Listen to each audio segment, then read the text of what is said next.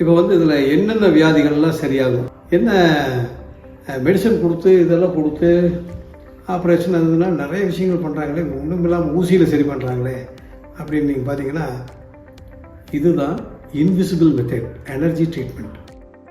எல்லாருக்கும் வணக்கம். லாஸ்ட்டு 3 இயர்ஸாக நான் வந்து சந்திரசேகர்கிட்ட வந்து அக்குபஞ்சர் ட்ரீட்மெண்ட் நான் எடுத்துகிட்ருக்கேன். என்ன ரீசனுக்காக நான் வந்தேன்னா, ஆல்ரெடி எனக்கு வந்து கொஞ்சம் ஸ்ட்ரெஸ் இருந்தது. ஸ்ட்ரெஸ் ரிலேட்டடாக பார்த்தீங்கன்னா எல்லாமே வந்து டோட்டலாக பாடி எனர்ஜிலேருந்து எல்லாமே எனக்கு கொஞ்சம் வீக்காக இருந்துச்சு. ஒரு 5 இயர்ஸாக வந்து நான் வந்து பிபி டேப்லெட் எடுத்துகிட்டு இருந்தேன். அப்புறம் ஒரு 1 இயர் பக்கம் வந்து நான் வந்து சைக்காட்ரிஸ்ட் டேப்லெட் சாப்பிட்டு இருந்தேன் அவர்கிட்ட வரும்போது. அப்புறம் தைராய்டு டேப்லெட்டு அது 25 mg எடுத்துகிட்டு இருந்தேன்.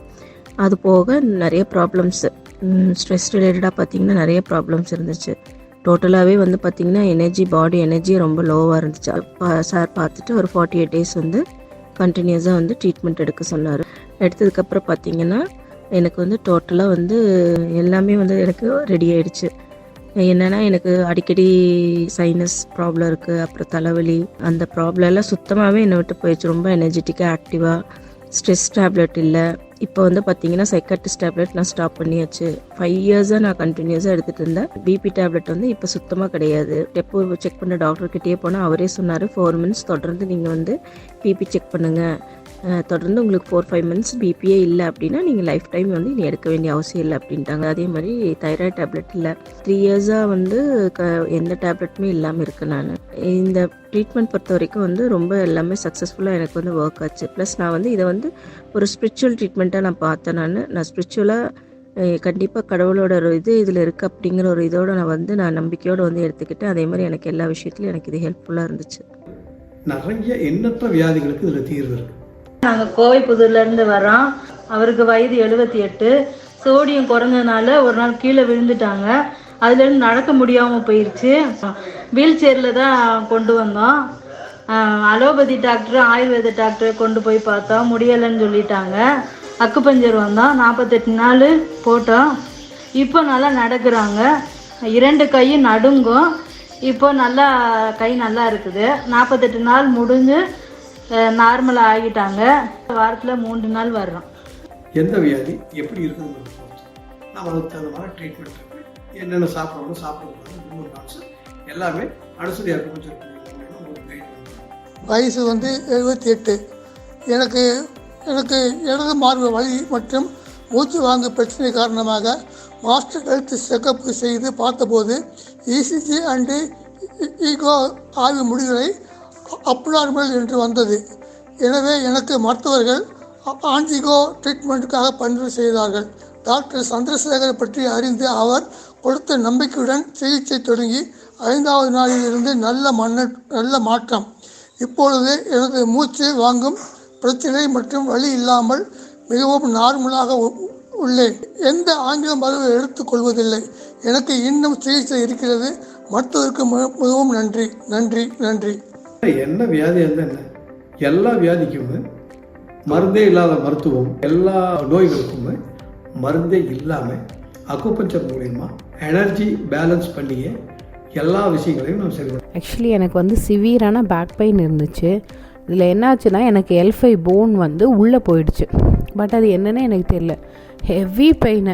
அங்கேருந்து அப்புறம் ஸ்ட்ரக்சர் எல்லாம் கொண்டு வந்தாங்க. அப்புறம் ஃப்ரெண்டு வந்து ரெஃபர் பண்ணாங்க.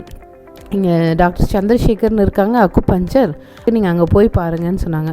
சரின்னு அப்போ போய் அங்கே கூப்பிட்டு போனேன். ஃபஸ்ட் நாள் பார்த்த உடனே சார் சொல்லிட்டாரு L5 போன் வந்து உள்ளே போயிடுச்சுன்னு.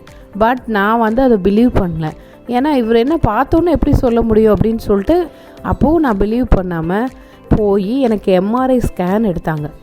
ஸ்கேன் எடுத்தப்போ கரெக்டாக அந்த L5 போன் வந்து விலகிருச்சு. அதுக்கப்புறம் அந்த எக்ஸ்ரே எடுத்து போய் காமிச்சதுக்கு சார் சொன்னார், ஏதாவது நான் அன்றைக்கே சொன்னேன், நீங்கள் ஏன் இப்போ எடுத்துகிட்டு வந்தீங்க அப்படின்னாரு.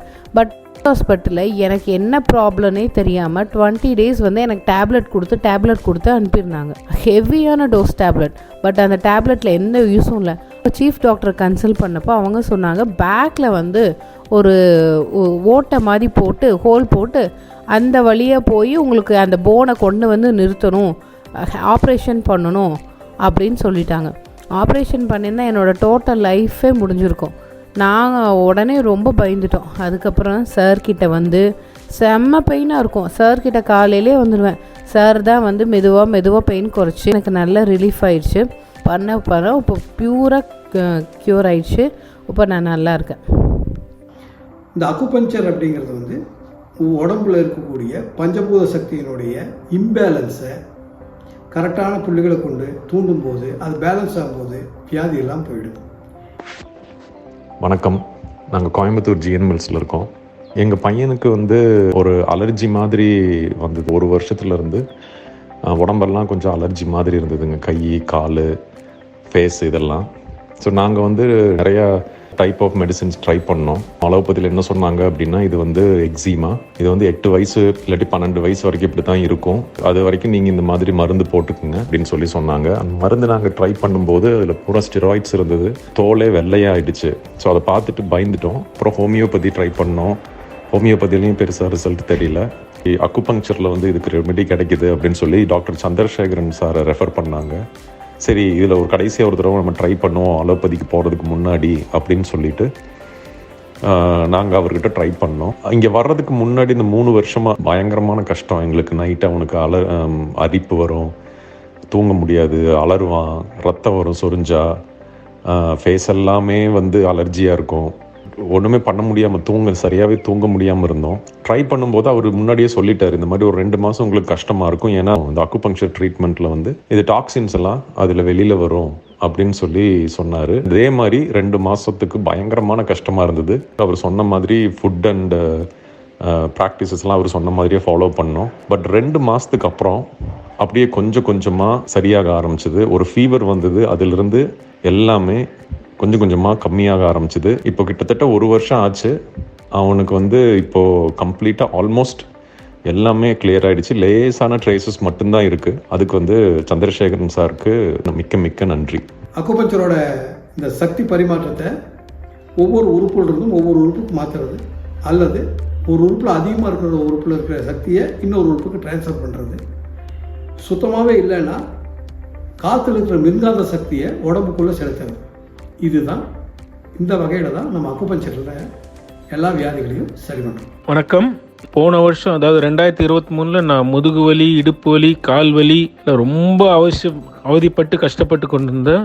அலோபதி, சித்தா, ஆயுர்வேதா எல்லா டாக்டரையும் பார்த்துட்டா ஒரு பயனும் இல்லை. வலி நிவாரணம் கூட கிடைக்கல, அதிகமாயினே போயிருந்தது. ஒரு கடத்தில் பொறுக்க முடியாமல் கோவையில் இருக்க பெரிய தனியார் மருத்துவமனையில் போய் அட்மிட் ஆகிட்டு எல்லா சோதனை, எக்ஸ்ரே, ஸ்கேனு, அல்ட்ரா ஸ்கேனு எல்லாம் செஞ்சுட்டேன். நியூரோ டாக்டர் வந்து உங்களுக்கு சியாட்டிக் ப்ராப்ளம் இருக்குது, இதில் ஹிப்பில் டிஸ்லொகேஷன் இருக்குது, காலில் லிகமெண்ட் டயர் இருக்குது, ஸ்பைன்லேயும் இஷ்யூஸ் இருக்குது.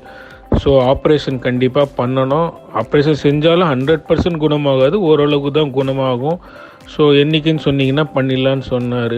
நான் அதில் வேலைக்கு ஆகாதுன்னு சொல்லிட்டு டிஸ்சார்ஜ் ஆகிட்டு நெட்டில் வேறு எதனா ஆப்ஷன் இருக்கா என்ன ஏதுன்னு தேடும்போது அனுஸ்ரீ அக்குபஞ்சர் கிளினிக்கை பற்றி படித்தேன். அங்கே டாக்டர் சந்திரசேகரை நேரில் பார்த்து என் பிரச்சனைகள்லாம் சொன்னேன். அவர் உடனே நீங்கள் 48 நாள் அக்குபஞ்சர் எடுத்திங்கன்னா பரிபூர்ணமாக குணமடையலாம்னு சொன்னார். டெய்லி சிகிச்சை 4க்கு நாள் நல்ல வலி நிவாரணம் கிடச்சிட்டே வந்தது.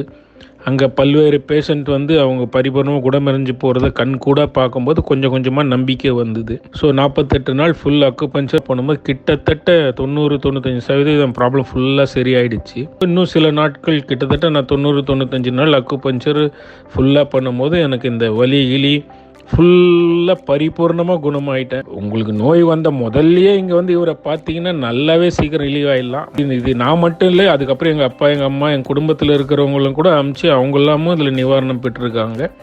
தேங்க்யூ. எனக்கு இடது கால் முட்டி வலி வந்து ரொம்ப நடக்க முடியாமல் கஷ்டப்பட்டேன். ஆர்த்தோ கிட்ட போனப்போ எக்ஸ்ரேலாம் எடுத்து பார்த்துட்டு இனி அவ்வளோதான், எலும்பு தேஞ்சு போச்சு, நடக்க முடியாது, ஆயின்மெண்ட்டு மாத்திரையெல்லாம் தரேன்னு சொல்லி கொடுத்தாங்க. நான் அக்குபஞ்சர் சென்டருக்கு வந்தேன். டாக்டர் சார் பார்த்துட்டு எக்ஸ்ரேயை பார்த்தாரு. அப்போ சொன்னார், 2 எலும்புக்கு நடுவில் ஏதோ ஃப்ளூயிடு ட்ரை ஆகிடுச்சு முட்டியில், அதனால தான் பெயின் வந்திருக்கு, நீடில் போட்டு பண்ணால் கால் நார்மலாக ஆகிடும்னு சொன்னார். சரின்னு சொல்லி நானும் முதல் 2 நாள் நீடில் போட்டேன். கால் நல்லா ஊனி நடக்க முடிஞ்சுது. அது சொன்ன மாதிரி 3 வாரம் தொடர்ந்து பண்ணிட்டு வந்தேன். இப்போ காலில் எந்த பிரச்சனையும் எனக்கு இல்லை. நான் நல்லா நடக்கிறேன், கீழே உட்காடுறேன், மாடிப்படி ஏறுறேன், எந்த பிரச்சனையும் இல்லை. இப்படி எல்லா விஷயம் இருக்குது. அக்யூபஞ்சரில் வந்து நம்ம செய்ய முடியாத விஷயங்கள் ரொம்ப கம்மி, செய்கிற விஷயங்கள் ரொம்ப நிறைய இருக்குது.